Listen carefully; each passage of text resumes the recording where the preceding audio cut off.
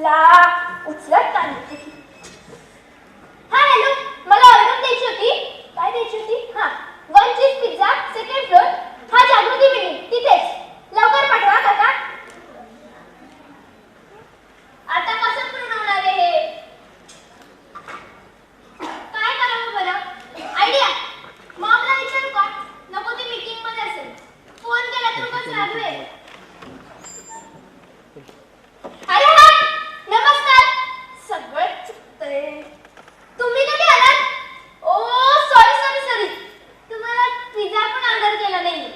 जाऊ दे ना, आपण शेअर करूया. मॅमने शिकवलंय शेअरिंग. काय मी काय करते? अहो स्टोरी लिहिते, स्टोरी. नाही तसा विषयाचं सापडला नाहीये, लवकरच सापडेल.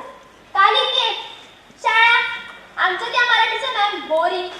आम्ही मस्ती करत होतो ना, तर लगेच म्हणतात कशा? गाढवांनो, नुसती मस्ती करत राहा, दुसरं काही करू नका. अरे जरा संत ज्ञानेश्वरांकडे बघा. त्यांनी तुमच्या वयाचे असताना ज्ञानेश्वरी लिहिली. काय लिहिली रे? ज्ञानेश्वरी. मग मी थोडा विचार केला की एवढी जाडजूड ज्ञानेश्वरी लिहितात, तर मग बघायला गेलं तर गुणाकार, भागाकार, बेरीज, वजाबाकी करून बाकी कधी कथा, गोष्ट, स्टोरी तर मी लिहू शकते ना. आता स्टोरी लिहायची म्हणजे तशा वाचल्यात मी, पण ऐकल्या नाहीये. ऐकलेत ना? आजी सांगायची, कावळा चिमणीची, ससा कासवाची, लबाड कोल्ह्याची, लाकूड तोड्याची. आजीच्या मांडीवर डोकं ठेवून गोष्ट ऐकत ऐकत कधी झोप लागायची ना, काहीच सुद्धा नाही. खूप मजा यायची. पण मॉम डॅड बोरिंग. वेळ नाही ना. Be professional. मग काय, 4-5 वर्ष गावालाच गेलो नाही, गोष्टी विसरले. मग आता मला सांगणार कोण? असं मी माझ्या काकाला कॉल केलेला. तुम्हाला माहितीये का, तो खूप मोठा लेखक आहे. त्याने काही ती मोठी मोठी नॉवेल पण लिहिली आहे, असं तोच म्हण. तर त्या दिवशी काय झालं? हा, त्याने मला 10 मिनिटं फोनवर सगळं नीट समजावून सांगितलं. त्यानंतर मला असं कळलं की मला तर काहीच कळलं नाहीये.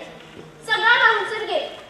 मग मी परत विचार केला, नवीनच लिहायची ना, तर मग शोधाशोध करण्यात वेळ कशाला घालवायचा, डायरेक्ट लिहायला बसूया.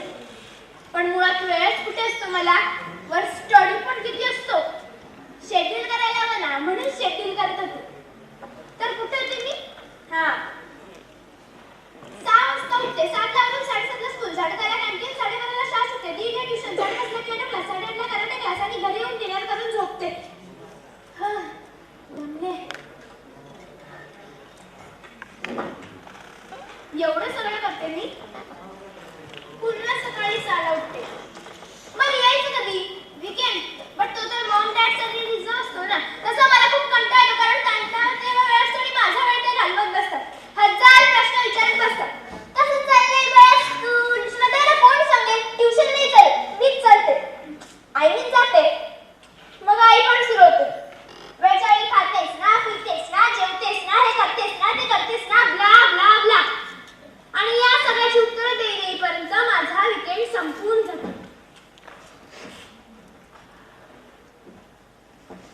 मी नाही ना सांगणार किती प्रश्न विचारतेस, नको विचारस, पण नाही ना सांगता येत. तसा मला खूप कंटाळा येतो. का राग येतो?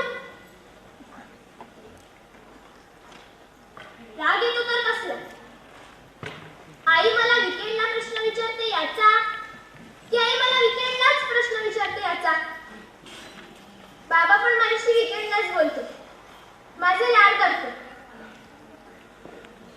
मग मला सगळं एखाद्या ट्युशन सारखं वाटायला लागतं, मग मॅम वाटायला लागते.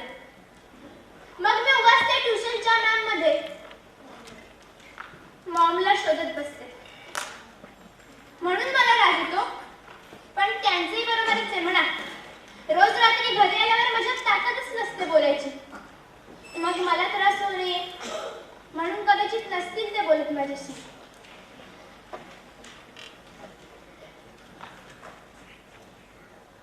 इथेच तर प्रॉब्लेम होतो. ते माझा विचार करत बसतात आणि मी त्यांचा. पण नेमकं काय हवं?